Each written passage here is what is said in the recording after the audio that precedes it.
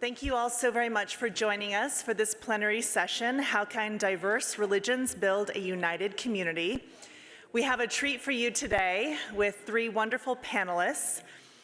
The first is Andrew Bennett, and he is the program director of Cardus Faith Communities, which is a faith-based think tank in Ottawa, Canada.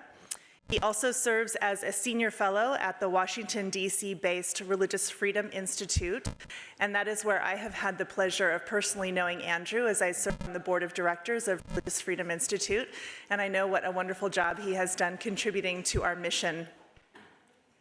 He's an ordained deacon in the Ukrainian Greek Catholic Church in the Eparchy of Toronto and Eastern Canada, and serves at St. John the Baptist Ukrainian Catholic Shrine in Ottawa.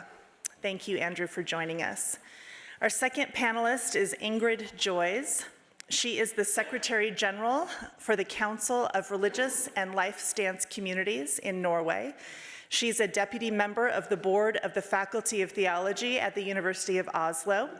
She was previously the head of external relations for the Catholic Church in Norway and head of communications at the European Council of Religious Leaders. And she has also served as deputy chair of the City of Oslo's Faith and Belief Committee. Thank you so much, Ingrid, for joining us. And then finally, we have Jim Shannon. He is a Democratic Unionist Party politician in Northern Ireland. He has sat in the House of Commons of the UK since 2010 as the Member of Parliament for Strangford. He had previously sat in the Northern Ireland Assembly from 1998 to 2010 as the member of the Legislative Assembly of Northern Ireland for Strangford. He is the chair of the all-party parliamentary group FORB. We want to welcome these three wonderful guests with us today, and I'm going to give them about 15 minutes each to give us some opening remarks, and then hopefully we'll have some time at the end to have a discussion among the panelists. So Andrew, we're going to start with you. Well, thank you very much, Hannah, and thank you to the center here at BYU for the invitation to be with you today. It's a great honor for me. Glory to Jesus Christ. So the question we've been asked to consider is, how can diverse religious communities, diverse religions build a united community? So first, I want to talk about what do we mean by a united community? And then I want to examine and present to you four pairs of contrasting approaches on how diverse religions can engage and build such a united community. So first of all, what do we mean by a united community? I would suggest that such a community has a goal of promoting human flourishing, which is at the heart of what we must conceive to be the common good. And that, I would say, is objective and universal. I don't think it depends on a particular culture. I think advancing human flourishing should be the common good of any community. A united community in our present context is therefore a community of diverse religious leaders and their faithful who are committed to human flourishing within the society in which they live, within their own particular faith communities, together with other faith communities, and in the much larger society. That human flourishing is furthered when the broader culture is oriented towards what is true, what is good, and what is beautiful. I'm going to be speaking largely today from the Canadian perspective, which unfortunately these days is not a very happy perspective.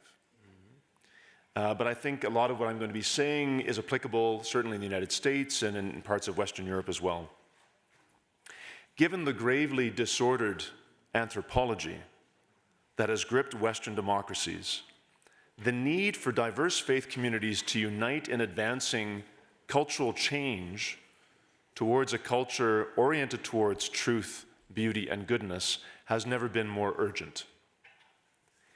In order to achieve this, faith communities must adapt and adopt effective means of engagement and reject ineffective and counterproductive means of engagement between themselves. And so now let me come to these four contrasting approaches, ineffective and effective approaches, for building that community amongst different religions for the good of the broader community, or as the great Orthodox theologian Father Alexander Schmemann would say, for the life of the world. Because as faith communities, we don't serve just ourselves, we're there for the life of the world. The first principle I want to highlight is human dignity, which of course is the golden thread that runs through this conference. And indeed, it must be the golden thread that runs through any action by faith communities when they come together for the purposes of advancing the common good. Human flourishing is essentially bound up with human dignity. Freedom for all to pursue the truth, and then once they have discovered the truth, to order and govern their lives according to truth. To do so is to seek the heights. It's to go beyond simply our sort of day-to-day engagement with the world, and to go beyond that to seek that which is transcendent. And that is fundamentally bound up in an understanding of human dignity, because as the great Second Vatican Council document Dignitatis Humanae on human dignity speaks, it's speaking about religious freedom. So religious freedom and human dignity are closely bound together, as we've been exploring these last couple of days. So in advancing human dignity, that golden thread, that foundational principle for different religions engaging with one another, we have to seek the heights. The foundational principle, I'm sorry, cannot be the golden rule. Do unto others as you would have done unto you. That's a very good basic ethic that all of us should certainly embrace. But I would argue that is a bit of a minimalist approach that can lead to a lowest common denominator of niceness. And as human beings, we're not called to be nice. We're called to be excellent. And to strive to advance human dignity is to strive for that excellence. To do anything else is to not seek the heights, but to seek the ground. Rather, we must, in advancing human dignity, we must adopt a spirit of kenosis. I'm a Greek Catholic, so you're going to get some Greek today. But a spirit of kenosis, of self-emptying. We must self-empty and pour ourselves out for God and for others. There's a wonderful ministry in Canada called Madonna House. It's a Catholic movement of lay people and clergy. It has its base just a little bit northwest of Ottawa, but it has centers around the world, including in the United Kingdom, in France, and other countries. And in many of the rooms at the Madonna House Apostolate, there's a sign. And that sign reads, I am third. God is first. Others are second. I am third.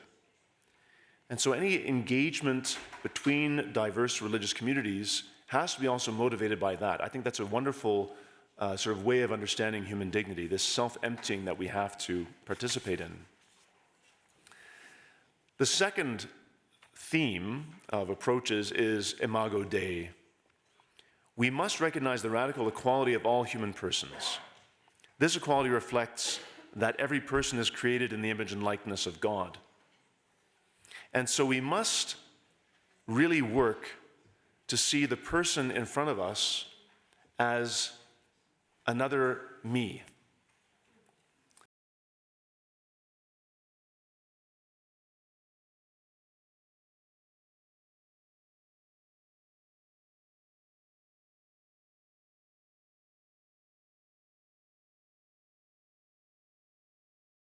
Simply by a theological belief, a political ideology, or an ethical position, which I may or may not agree with. No, we must see the human person in front of us, even someone who we profoundly disagree with, as a subject, as a who, not a what. We have to be able to engage with the totality of that person. And so religious people in particular have to really model this, I think, in a very effective way. The third theme is integrity and authenticity. As we engage with one another in different religious communities, we have to be honest about what we confess to those that we meet. We have to be authentic in our faith. We have to live it out fully, not to avoid the difficult conversations, not to avoid the touchy bits of theology, not to avoid maybe some touchy bits of moral teaching where there might be differences, but rather we have to present ourselves fully as we are, given what we confess. This builds trust.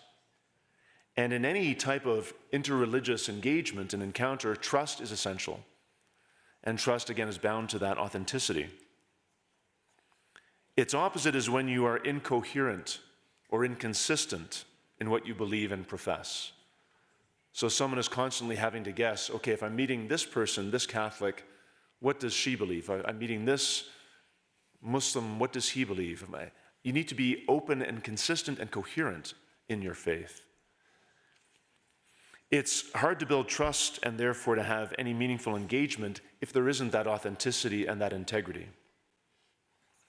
There's also the danger of privatizing our faith, where we don't want to speak about our faith because maybe there are aspects of our faith that we think are too foreign to the dominant secular culture, or elements of our faith that might make other people feel badly. We might hurt them in their emotions. That's not trusting, and that's not engaging in a way that is authentic and integrated. We must love people. We must demonstrate a recognition of that imago Dei, of that image and likeness of God in that person. But that doesn't mean we necessarily are going to agree on everything. And too often, I think we descend to the lowest common denominator, often, as we say in North America, a kind of kumbaya approach. Nothing wrong with the beautiful spiritual kumbaya, but if kumbaya means mushy middle, lack of honesty, lack of trust, you can't build up society. You can't renew the culture. Finally, the most important approach that we need to consider is action. How do people of different religions coming together to engage with one another in an effort to renew the culture take action? It's important to develop a plan by which you can engage the broader culture with an idea on how to renew it. And so now I want to speak specifically about interfaith work as it often exists in North America. Too often, interfaith engagement becomes a talking shop, where we simply talk and share our religious feelings. And it's good to get to know one another. Talking is important for that. Breaking bread with one another is important for that. But it can't be the end. The end has to be concrete action, ways in which people of good faith can come together from different religious traditions to advance, again, that common good. In our present highly secularized societies, highly secularist societies of Canada and the United States is about 5 years behind us, and we're 5 years ahead of you, but not in a good way. The biggest challenge we face in Canada today is that our civil authorities are ignorant about religion. They're ignorant about why religious people act the way they do. And this has gone to such a degree that we now have a profound amnesia about why religion is present in the public square and that religion is a public good. And we have to have the confidence of stating that as religious people, that religion is a public good because it's there for that common goal of human flourishing. And so one thing we need to do in particular in taking action as people from different religious communities in Canada, in the United States, in Western Europe, is to educate civic leaders on who we are and why we do what we do. Often civic leaders will be glad that this particular church has a 12-step program that it offers for people that are struggling with a particular addiction, that this gurdwara has a langar that has daily food that people can take advantage of, that this Protestant denomination is advancing support for refugee resettlement. Civic leaders know that those things are happening, but what they often don't understand is that worship, spiritual life, informs that action. And so that's why you had in Canada during the pandemic very, very strict lockdowns in which public worship was effectively banned for months on end in some jurisdictions. I don't think that was done maliciously. In some jurisdictions, perhaps, but often it was done because of a profound ignorance of who religious people are. So I think a particular project, particular course of action for religious communities now in a country such as Canada and the United States is to come together to educate the broader culture about who we are. Thank you.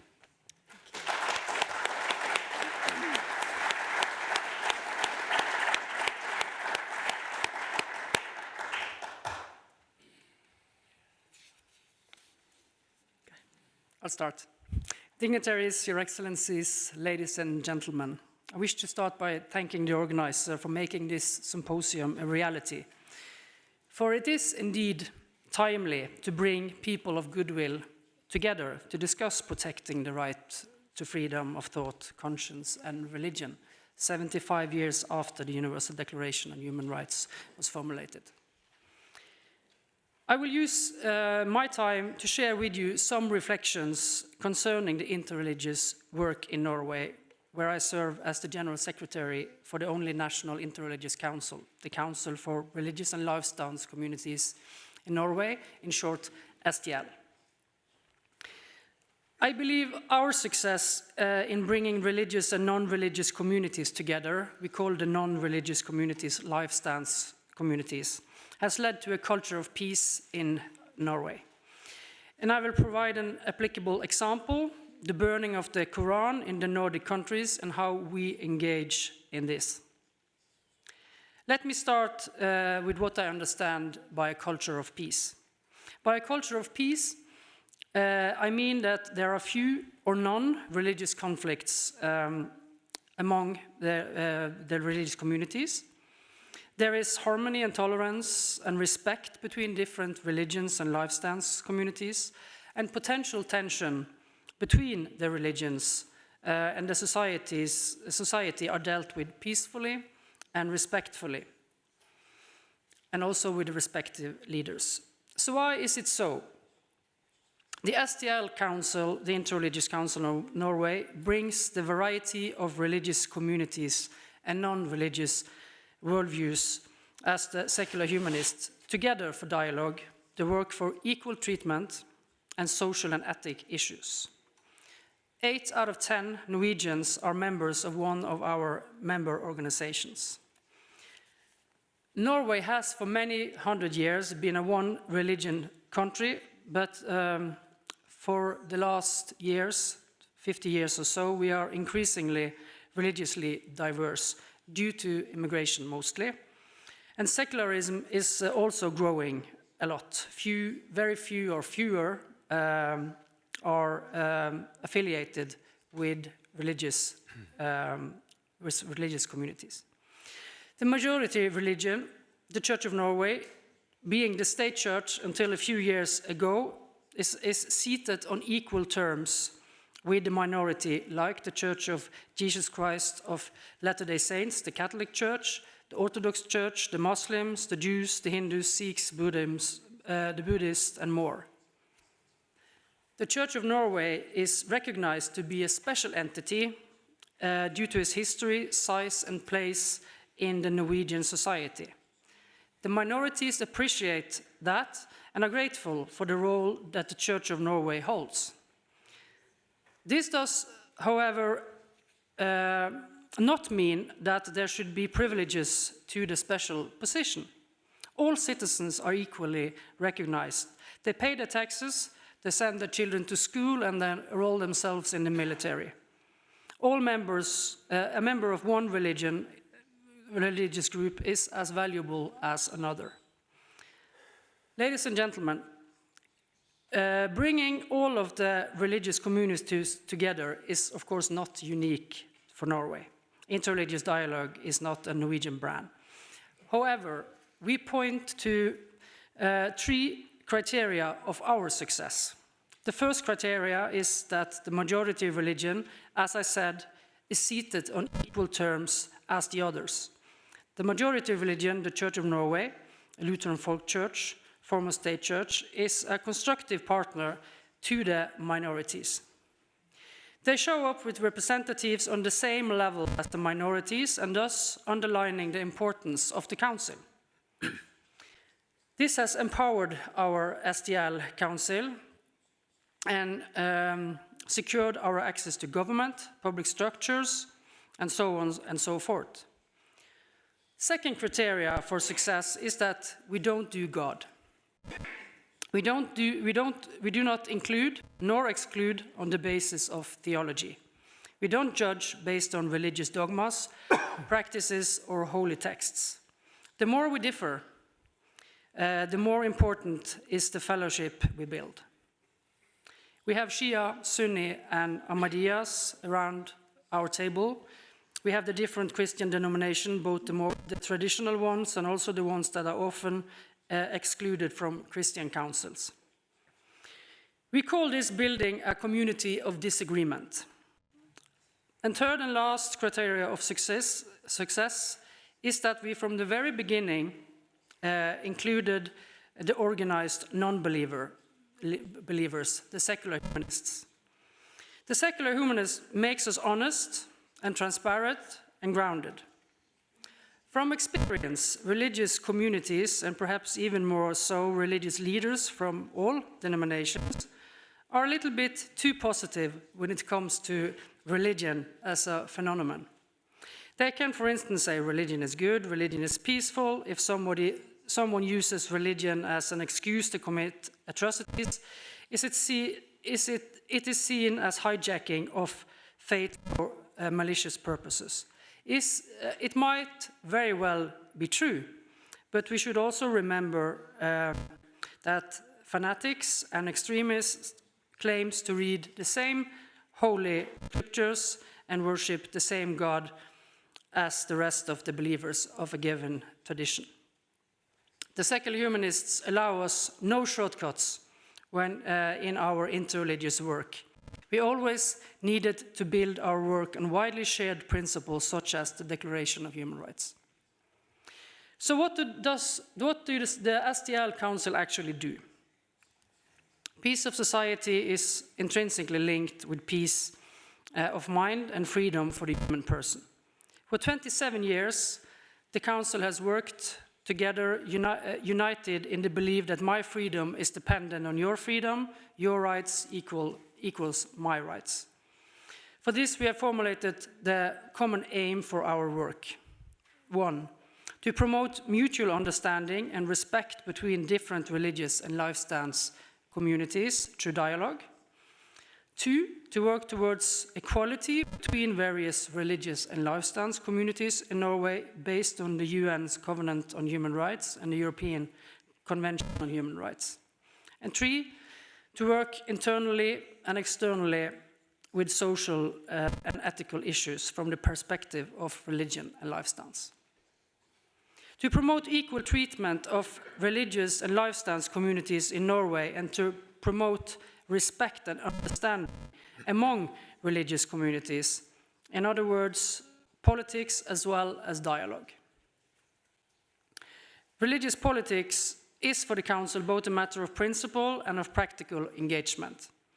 The principle leading such political engagement are international human rights, particularly those related to protection from discrimination and freedom of religion or belief.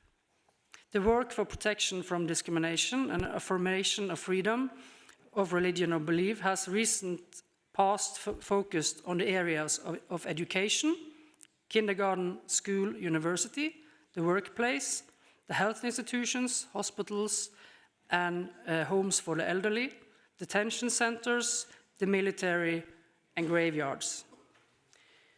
We work closely with the government and the Parliament on these issues.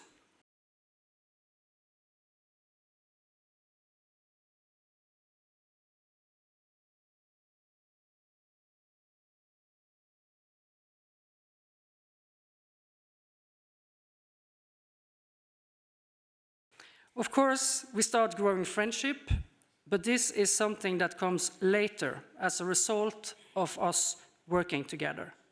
We come together because we realize that our way is better. It is better to build a community of disagreement than the alternative. We call it a dialogue of necessity.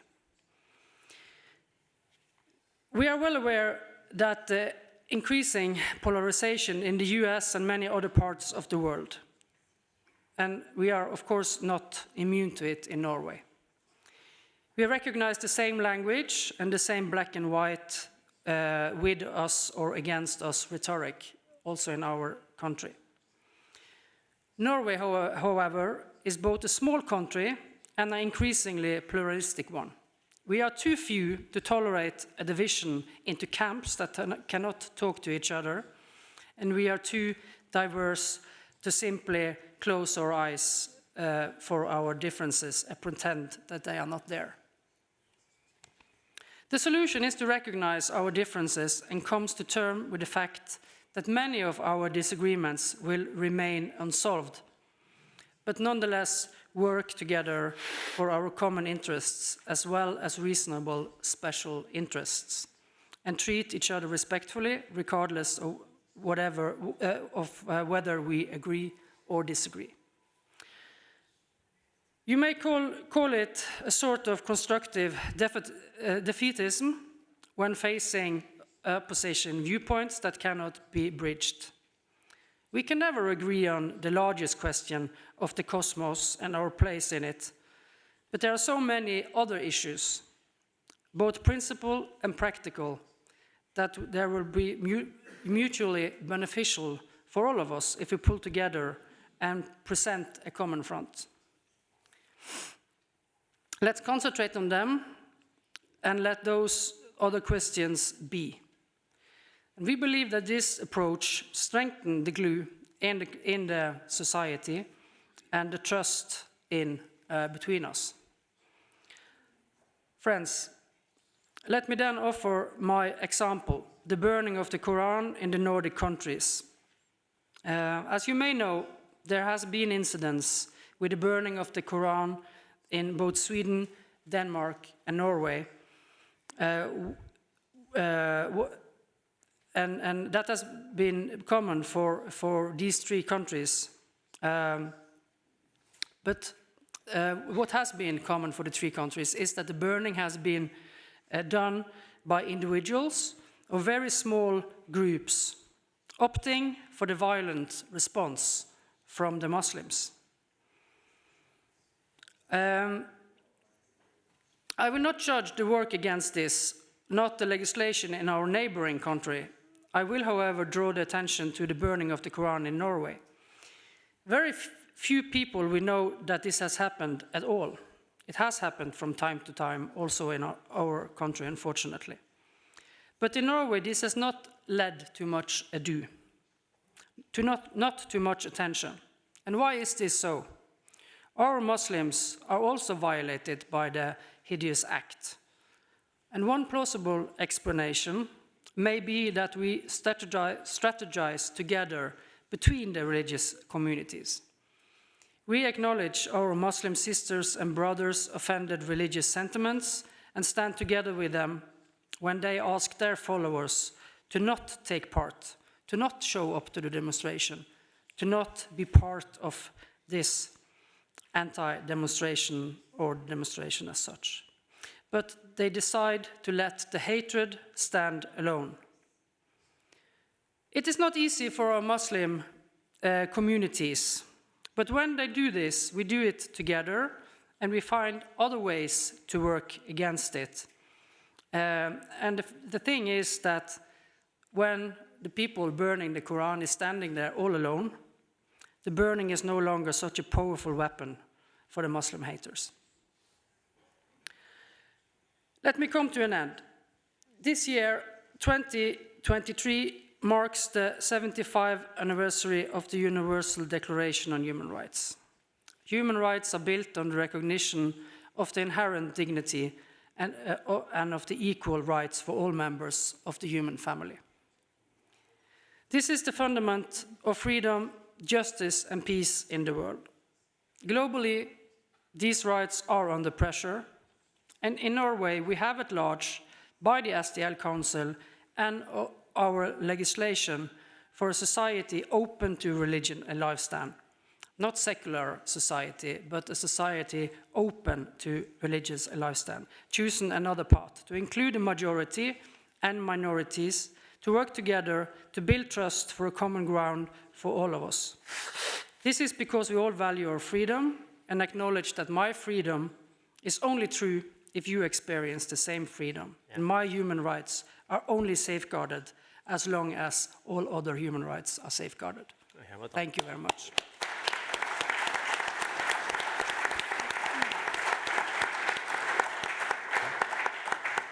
Good afternoon, ladies and gentlemen, and friends all. And it's not often you get between a person and his lunch, but we seem to do that very well today. And we thank you for all coming along. You'll guess by my accent that the English translation, by the way, is for the people who can speak English for me. The young fella came around there earlier on mentioned to me about that. I said, no, I can talk English. But anyway, it might be with a very, very strong Ulster Scots accent, but it's a real pleasure to be here. Thank you so much. I always tell this story because it's a true story. Kate Hoy, who's an MP, a Labour MP for Vauxhall in London, she always says that Jim Shannon gets more words to the moment than any other MP. I was never quite sure whether that was a compliment, but I hope it was. But it's probably when you hear me speaking, it's because I talk fairly fast, and I'm very conscious that we have lots of people from many nations here across the world, and some may be challenged by my accent, but hopefully the translation will be okay and everybody will follow it. I'm really pleased to be here. I was invited here in 2019. Couldn't come because I was ill. It was one of those rare occasions when I was on antibiotics for some 9 weeks. But then we had COVID 3 years, so no, I'm not able to come here for 3 years. So to come here eventually is for me a wonderful opportunity to catch up and to meet many friends that from across. We met from London, from the Church of the Latter-day Saints. Church of Jesus Christ of the Latter-day Saints, so it's really nice to be here. I'm chair of the All-Party Parliamentary Group for International Freedom of Religion and Belief. What is that All-Party Parliamentary Group? Well, that's all the MPs together who have an interest in freedom of religious belief. They come to and they join the APPG. We have, and I see Alistair here, and I was pleased to hear Alistair from the House of Lords. That's the second house, by the way. The first house is the one that I belong to. And I'm sure you'll forgive me for that, Alistair. But I am very, very conscious that the APPG has a role to play. Whenever I was coming to Utah, I'm not going to tell anybody the story and the history of Utah and how the Church of the Jesus Christ of the Latter-day Saints came about. But we had that legacy film the other day, and I'm sure most people were at that legacy film. If you were, I think there's a legacy 2 coming. And you're going to say, what do you mean legacy 2? Well, you know, they always have a legacy 1 and then you have another one to follow because there's another story to tell. Because not all the story hasn't been told in legacy 1. Now, I'm not a member of the church, but I do have a bit of information. And I garnished that from the church in Hollywood Road in Belfast. Because whenever they came across the plains of Utah, looking after the persecution in New York State and the other states across the middle of America and right through to coming to Utah and that barren country, and they looked across and there was little or no life in it. There's one tree and the tree was dead. And you're going to say, well, why would you stay there? Well, I would suggest to everyone here, and that's because that's where the God decided to build his church. So when it comes to persecution, who knows the story of the Church of Jesus Christ of Latter-day Saints? I don't know it all. I don't profess to, but I know that story. That should be an inspiration to us all. Persecution, violence, murder, killing, and the church is established. Who would have believed that we have the church that we have in Salt Lake City and Provo and across the whole of the world? So it's really, I entitled my comments to the journey, because it's a journey for me. It's a journey for the All-Party Parliamentary Group, for the freedom of religion or belief, because that's what it is. And I'm going to go through my speech, and I hope I can get it all in this short time. But I just want to, and I will comment on this, because although I'm a Christian, and I'm very pleased and proud and privileged and honoured to be a Christian, I gave my life to the Lord Jesus when I was 8 years old. It's a long, long time ago. But I did that. So whenever we talk about the journey that I have and the journey that the APPG for freedom of religion or belief has, that's a journey not just for Christians. It's a journey for everyone. And that's the story of I want to. That journey that the Church of Jesus Christ of Latter-day Saints took, that's their journey. as part of all our journeys together that we all take from all the groups in this room collectively. I'm also chair of the Pakistan Religious Minorities, because deep in my heart I have a deep love for the people of Pakistan, and I know there's some people here from Pakistan, and that's a personal thing. And I've been in Pakistan twice, so I will comment upon that later on if I get a chance. And again, it's just good to remember all those things. I was elected to Parliament in 2010, as Hannah said there, also a member of the Legislative Assembly. I was also a councillor for 26 years before that. So you're looking at this little boy with no hair up here, by the way. He's into his 39th year as an elected representative. And that's a journey for me. It's a journey and the steps of my God and Saviour. So whenever you hear my words, my broken words, and you listen to what I've got to say, you'll hopefully not see me, because I don't want you to see me. I want you to see God, and that's the important one. We started in Parliament in 2012, because we as a party are able to have debates, and our debate was on the persecution of Christians, and we had that debate in 2012 in Parliament, the first debate ever held in Parliament about the persecution of Christians across the world. We had that.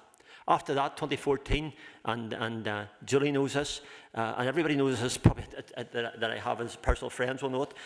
In 2014, Elizabeth Burridge, Baroness Burridge as she is now, comes and says to me, Jim, would you start an APPG? And we decided to name it Freedom of Religion and or Belief, because by doing so, we were standing up for every belief across the world. As a Christian, I was standing up for those who are Muslims, those who are Hindus, those who are Jehovah's Witnesses, those who are Shias, Sunnis, Baha'is across the world. Because that's what I believe.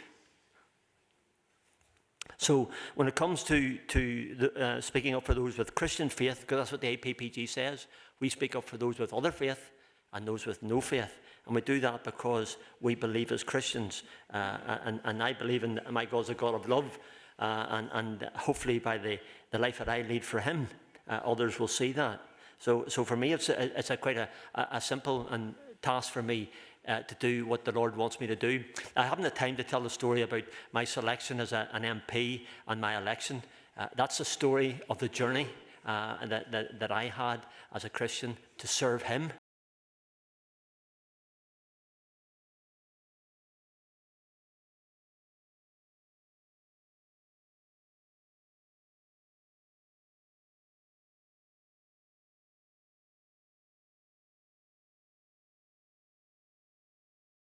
Bible in St. John chapter 17, I think it was verse 40, it's the last verse anyway, that there. And in the world you will have tribulation, be of good cheer, I have overcome the world. That's not Jim Shannon overcoming the world, that's God overcoming the world. And what a challenge this morning to have something like that as your daily reading before you come along to speak here. And it reminds me very, very clearly that our God is a great God, a God of love, a God who wants people to be able to have liberties, to have their human rights shared.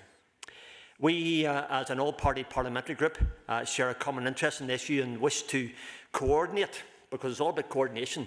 It's about the journey and how that journey acts out and what it does and how it makes lives better. As an elected representative over those 39 years that I've been elected as all those different sections, I always had one thing that drove me, apart from my faith first drove me, but also what drove me was compassion for others, for those who are less well off, those who have not got liberty or freedom, those who suffer daily. That's the God that I know, the God that I serve. He wants us to serve Him in that way.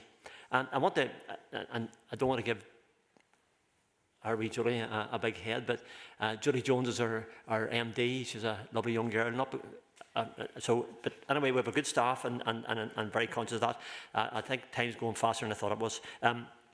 Also, when it comes to human rights and freedom of religious belief, what does that mean for you and me? I hope it means the same thing to you as it means to me. Human rights, education, jobs, employment, education, owning property, having opportunity. That's what human rights is. Religious education, persecution, that means being persecuted because of your faith, whatever it is in the world. Now, for me, those two marry. You can't divorce human rights from Christian persecution. For me, the two walk hand in hand. And you'll mark a country why their abuse of human rights, because their abuse of persecution of people of religious faith will be equally, if not worse. So I would suggest this: see others through a lens of fairness. Treat them with respect and kindness. Expect the same treatment in return. I subscribe really very much to what Andrew said later on. Do unto others as you would they unto you. And I've done that all my life. My simple philosophy is that I've never strayed from it. When I first got elected in 1985, quick story, I'm conscious of time. I brought a notice of motion to the council. The notice of motion was to was something political at the time. It was the only forum we had in Northern Ireland. Colleague Simpson Gibson, it was. He says to me, Jim, this notice of motion, what do you want to try and achieve? Do you want to win that guy on the other side there? And I says, wasn't quite sure if I did or not, tell you the truth. But I thought about it and I says, yeah, I probably do. He says, well, you'll win him with sugar. You won't win him with vinegar. That's a good philosophy for your life. You're going to be nice to the next guy. Everybody around this room, be nice to them. You know why? You don't know the troubles and tribulations that they have. And don't treat them in a nasty way. So I believe with my heart and soul that my God loves all men, women and children across the world, and He's here to help us. Freedom of religious belief protects individuals from religious discrimination in employment and housing and all those things.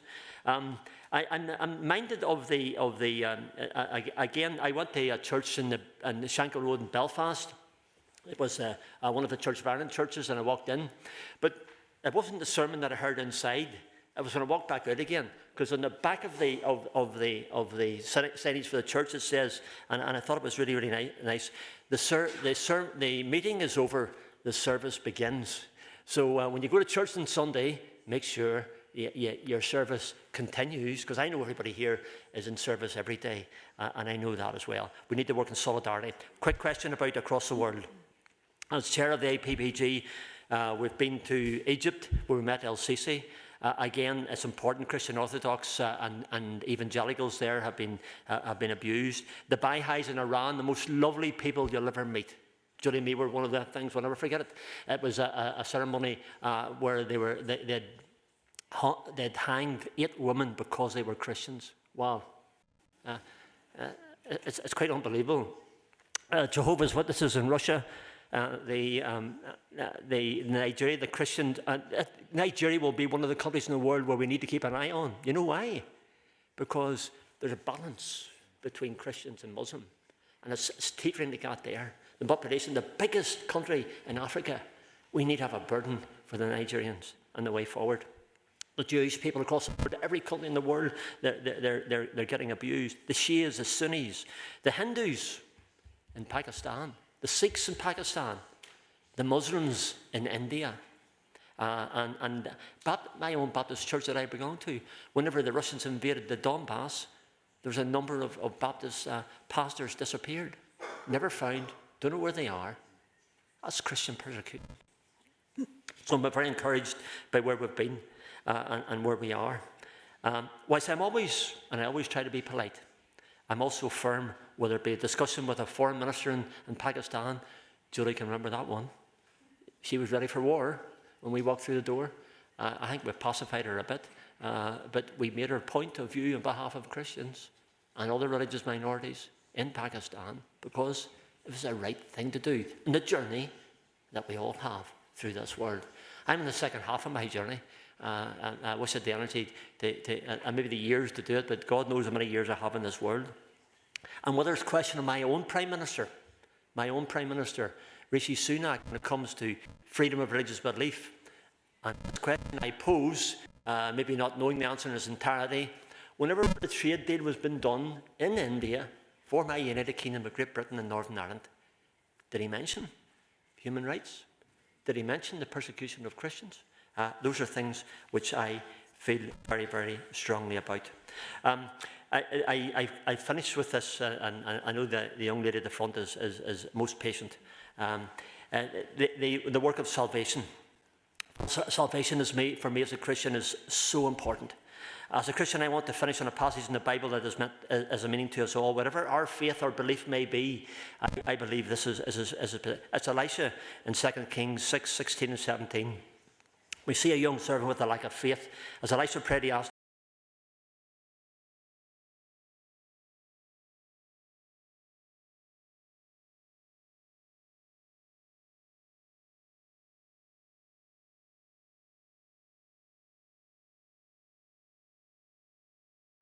you just need to have the faith and the assurance. So Elisha is a prophet who inspires me. I'm minded as well in 2 Corinthians 4. We are afflicted in every way, but not crushed. We are perplexed, but not driven to despair. We are persecuted, but we're not forsaken. We're struck down, but we're not destroyed. We have done much through the APPG in this journey that we have, and the journey which everyone here has as well. And I finished this thought as well. When I was coming here to Utah, I love history, by the way. So the history of the barren land and the single tree that we had was the introduction. Everyone here has a job to do. Me and Ingrid and Andrew and everyone else in this room. I hope we will be the people that help those with the handcarts come across the plains of Utah whenever the winters were approaching and there was no horses to bring them in, no bullocks to pull the trucks, to pull the handcarts. And I've seen that handcart down at the church in Salt Lake City, and it just reminded me, and that brought it to my mind. So I wanted to finish with that. Let us be those people who go and help those who have the handcart, who are finding it difficult in life to do what they want to do. It's physically to be with you today, stand side by side. But I am above thankful that our great God, that's the God that I love and adore and serve, is standing with us. And we do not grow weary in doing good, knowing that in due time we will reap if we diligently sow. And we sow and we reap. And God makes sure that happens.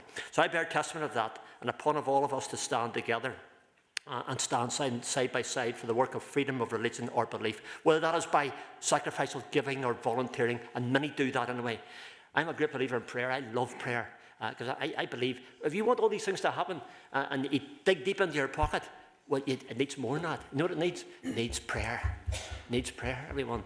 You need to pray earnestly. You need to pray fervently. Pray without ceasing.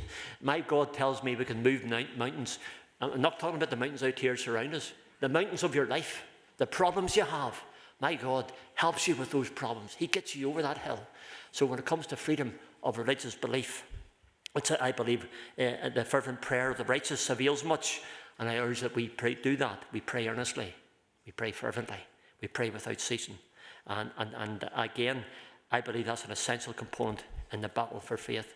Ladies and gentlemen, friends all, thank you so much.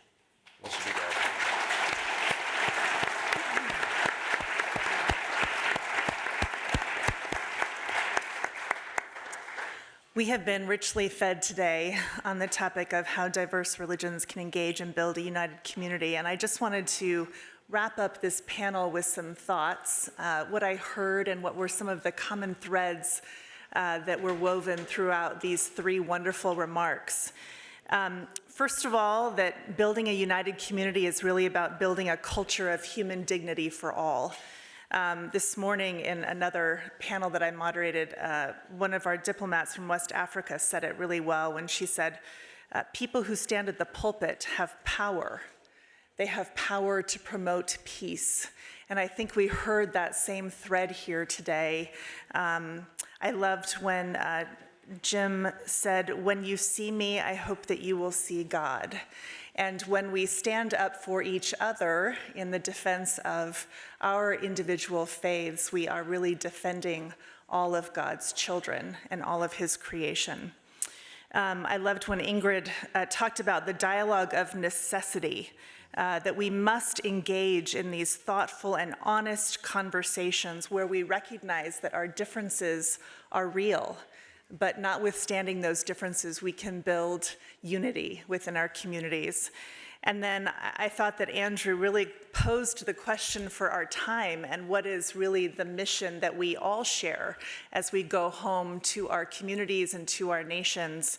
When Andrew said that we need to be authentic and honest actors of our faith, not just in private, but in the public square, while engaging with others on equal terms.